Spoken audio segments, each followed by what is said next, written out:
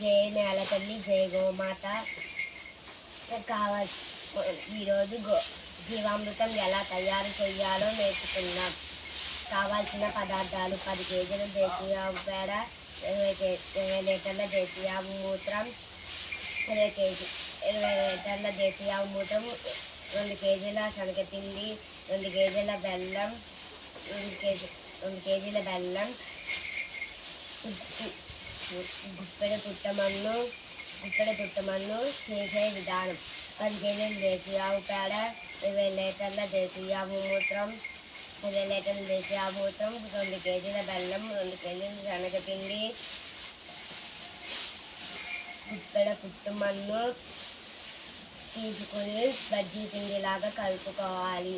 ఆ మిశ్రమాన్ని 180 లీటర్ల నీళ్ళలో కలిపి 3 రోజుల పాటు 3 పూటల సవ్య దిశల్లో తిప్పాలి. ఉపయోగాలు: ఇది అన్ని రకాల పంటలకు ఉపయోగపడుతుంది. ఇది భూమిని సారవంతం చేస్తుంది.